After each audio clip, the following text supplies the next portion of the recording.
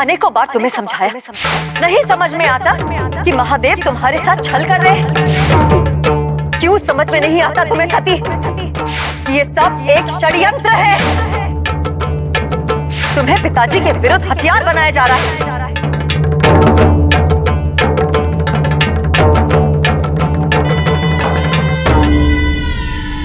तो उसी के बारे में सोच रही है ना?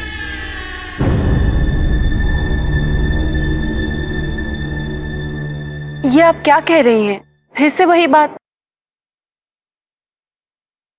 मुझे नहीं बताएगी? कौन है वो? कौन? वही जिसकी छवि तेरी आंखों में दिख रही है, जिसका स्वर तेरे स्वरों में सुनाई देता है और जिसका नाम तेरे अधरों पर आते आते न जाने क्यों रुक जाता है। वही जिससे तू प्रेम करती है। मैंने उद्यान में झूठ कहा था सती, मैं ठिठोली नहीं कर रही थी। तुझे तो सचमुच प्रेम हो गया है। ये कौन से प्रेम की बात कर रही हैं आप? कैसा प्रेम? इस प्रेम की परिभाषा क्या है? प्रेम की परिभाषा क्या होती है ये तो कोई नहीं जानता, लेकिन जब होता है ना तो इसे पता चल जाता है। ऐसा प्रेम तो मैं पिताजी से, माँ से, अपनी सभी बहनों से करती हूँ। तू अच्छी तरह से जानती है सती, मैं इस प्रेम की बात नहीं कर रही। मैं तो उस प्रेम की बात कर रही हूँ। मदनिके, मैं पहेलियां बुझाना नहीं जानती। आपके इस प्रेम और उस प्रेम में मुझे कोई अंतर नहीं दिखता। अंतर है सती। जिस प्रेम की तू बात कर रही है, उस प्रेम की सीमा मन से शुरू होकर भावनाओं पर समाप्त हो जाती है, लेकिन जिस प्रेम की मैं बात कर रही हूं वो मन से शुरू होकर शरीर को भी पार कर जाए, तब वो सृजन का, प्रकृति का, नए जीवन का आधार बन जाता है।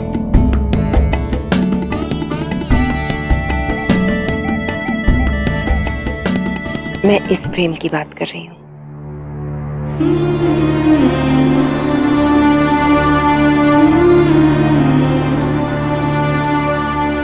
तू चाहे स्वीकार करे ना करे, लेकिन एक दिन तेरा मन तुझे स्वीकार करने पर विवश कर देगा। फिर ना कोई प्रश्न होगा और ना कोई शंका, सिर्फ तेरे कानों में गूंजती हुई मदनिके की आवाज।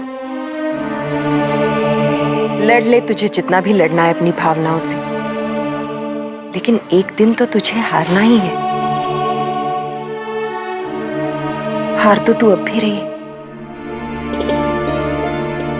चल अपनी आंखें बंद कर। अरे बंद करना अपनी आंखें।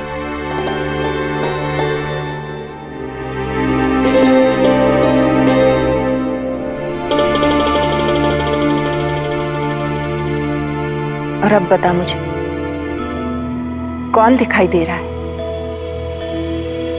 किसकी छवि है जो दिखाई देती है तुझे?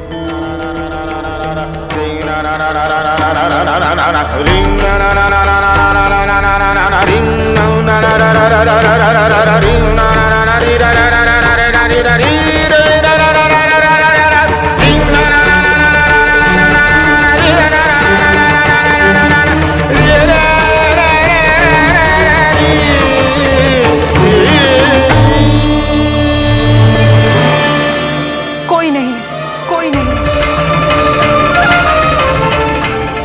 कोई भी नहीं, कोई भी नहीं। मैं किसी से प्रेम नहीं करती, किसी से प्रेम नहीं करती, मैं किसी से प्रेम नहीं करती, किसी से प्रेम नहीं करती।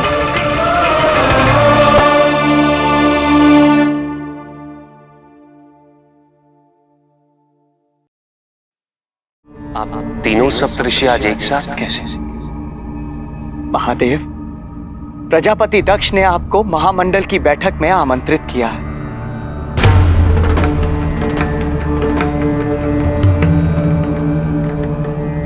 प्रभु, आप चलेंगे ना?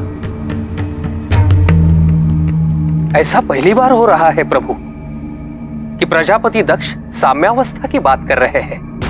एक समीकरण की बात कर रहे हैं। देवताओं को तो बुलाया है ही, असुरों के गुरु शुक्राचार्य को भी आमंत्रित किया गया है।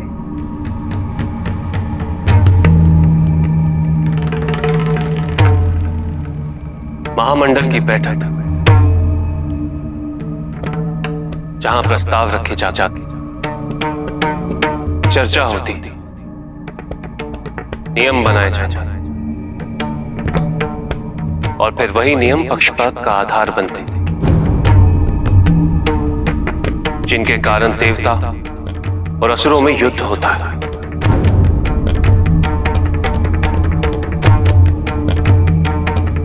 और उस युद्ध में सबसे ज्यादा नाश होता है इस प्रकृति का।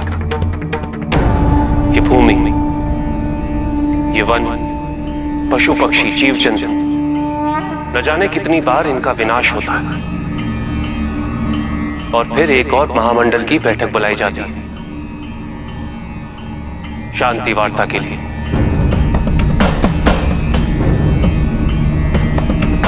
यदि पक्षपात ही नहीं होता तो समीकरण की आवश्यकता क्यों होती?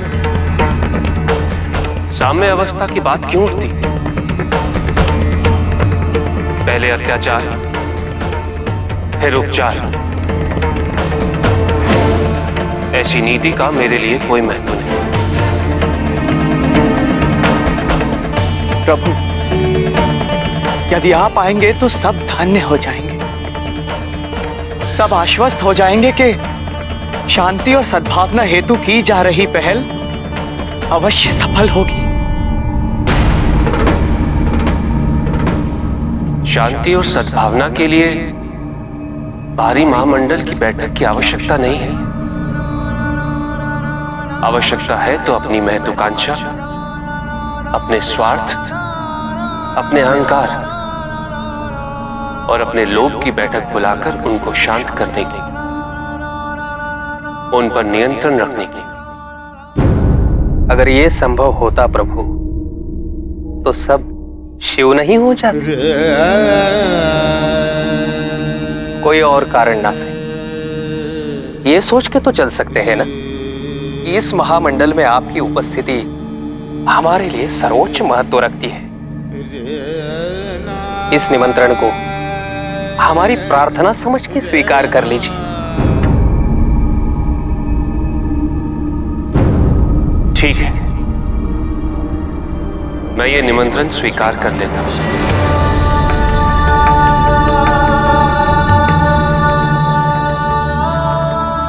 हम धन्य हुए प्रभु, हम धन्य हुए।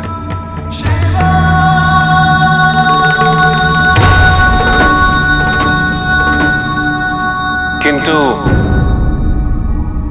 मेरी एक शर्त है।